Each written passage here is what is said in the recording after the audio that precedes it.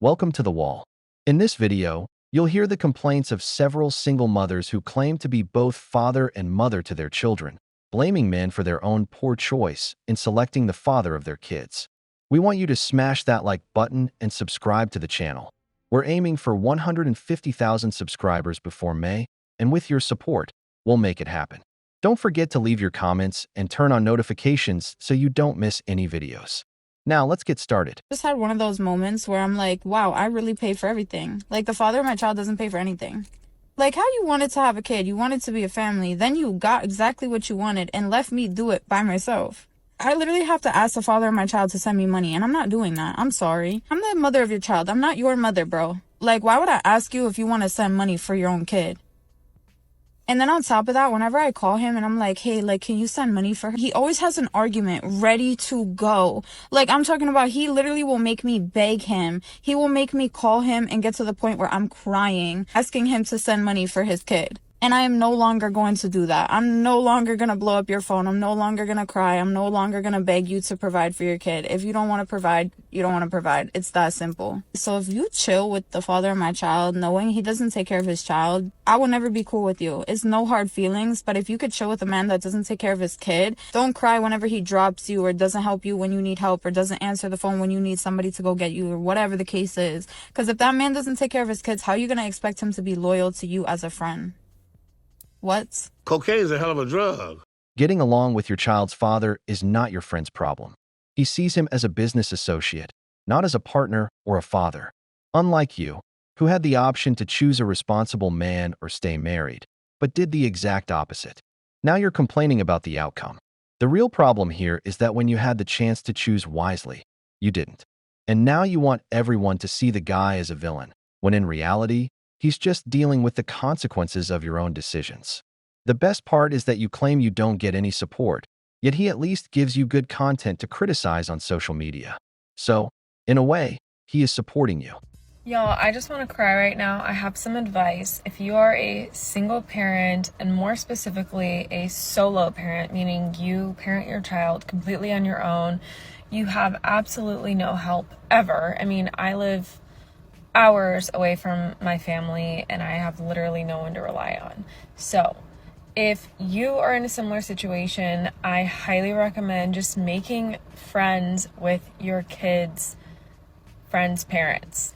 I have become pretty close with like a few of my son's friends' parents, like the moms, over the years. He's now a 6th grader in middle school and I'm so grateful. I want to cry. I had the most wild day. Dropped him off at school, had to run back and work. After work, I'm running over to pick him up from basketball. After basketball, I had to run over and take him to baseball. After baseball, they have a back to school night tonight at his middle school, which I do not want to miss. It is so important for me to know his teachers and his school. Like, that's huge. Like, it's huge, especially as he's getting older. If your kid's getting older, you gotta stay connected. Anyways, after I can't even pick him up from baseball. Like, I can't be in 2 places at once. And I'm just so grateful that one of the moms that Adrian's really good friends with, it's like they play sports together, all this stuff. And it's like, she shows up for me, you know? I was like, can you guys just take him home and then I'll grab him after back to school night because her husband's going to get him. She's going to back to school night. She has a 2-parent household that can help. I don't. So her husband's going to take Adrian after school and I'm just going to pick him up at their house. And it's like, if I didn't have community and support and friends like this, I don't know how I would do it. So stay connected with your kids' friends' parents. There's the key. She has a husband. So why don't you have yours? That's the difference between choosing the right father for your children.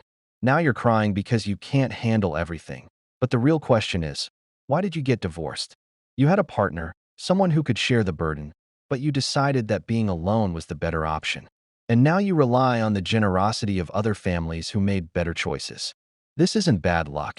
It's the direct consequence of your own decisions. I saw a TikTok that I cannot stop thinking about where this girl was saying how her favorite houses to go to as a kid would be her friends who were being raised in single mother households because they were just these really safe, feminine spaces. And that just makes me feel so like emotional and so happy because that was me. I was raised in a single mother household with my mom and my sister, and I genuinely feel like our house was like the Shub's house. Like, people were always over, girls were always at my house. I was always like the house for sleepovers. And my mom was always so relaxed and so chill, and everyone called my mom like their second mom. Like, they would call her Mama Muller or Mama Husna. I just feel like it's so validating because when you're growing up in a single parent household, you're looking at your other friends who have like perfect looking families, and you're like being raised by like a mom who's really trying to figure it out and doing a really good job, but you feel kind of different. And then seeing that TikTok, I was like, you know what? Like, I really feel like I had it the best out of everyone. Obviously, I'm going to have my biases, but being in a space where it was just women, it was my mom, me, and my sister, and we could do whatever we wanted with our house. We could do whatever we wanted with our food and our time. And my mom could raise me exactly how she wanted to. And when it came to boys and going out and whatever it was, like, she was able to be the only person who really had an influence and a say on the way me and my sister were going to be like existing in the world. And I don't know, maturing is realizing that single mother households were just where it was at. It was a safe, beautiful space. So, was your home a factory for single mothers, and you see that as something ideal? Because that's exactly what you're describing, an environment without male figures, where only women's decisions were validated, with no balance or family structure.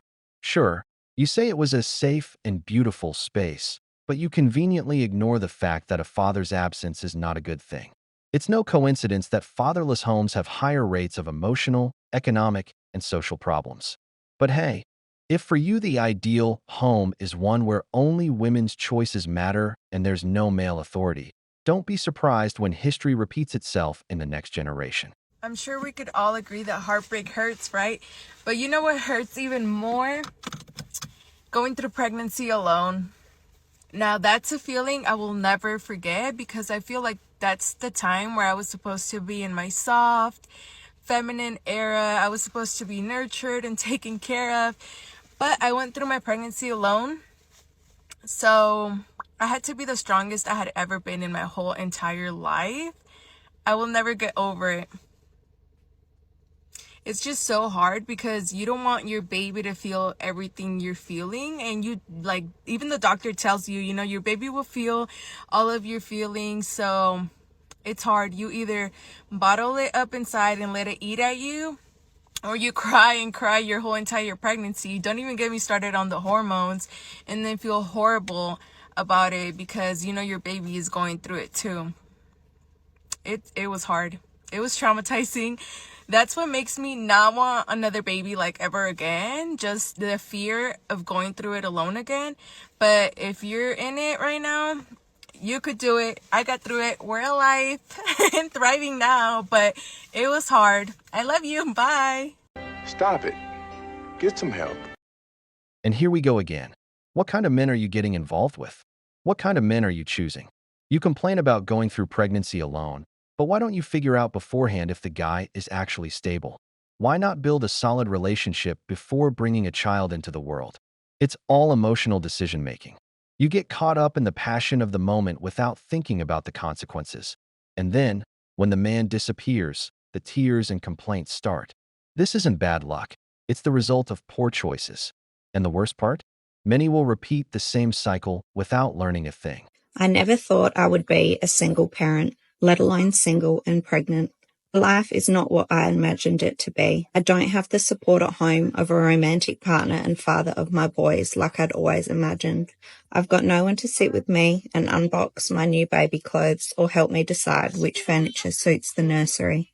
I've got no one at home with me to put their hand on my belly when there's a powerful kick from my son's growing, precious feet.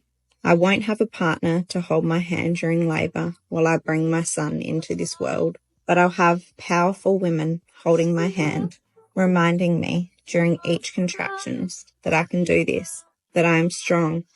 I'll have powerful women lifting me up as I navigate the challenging world that is postpartum. I'll have women to catch me if I fall, reminding me that I can do hard things. I might not have a partner to emotionally support me, but I have the collective energy of every mother and woman who stands before me. Together, women can conquer anything. Oh, hell no! When a woman is already going through pregnancy alone in the first few months, it only tells us three things. Either she got pregnant by a Chad, it was a one-night stand, or the guy was married. The only option we can rule out is that her husband passed away. There's no surprise here, just the result of bad choices. First, she gets carried away by emotions without making sure the man is stable. Then, when everything falls apart, she turns her story into a strong and independent woman narrative. But this isn't about strength. It's about facing the consequences of her own decisions. And the best part? Instead of acknowledging it, she seeks refuge in a group of women who tell her what she wants to hear instead of what she needs to hear. We've reached the end of the video, but before we go, here are some questions for you. What would you say to this single mother? Have you ever seen a woman leave her marriage? How is she doing as a single mother? If you enjoyed the video, make sure to give it a thumbs up, subscribe to the channel, and hit the notification bell. Your support means the world to us and motivates us to create more content. Stay tuned for the next exciting video from The Wall.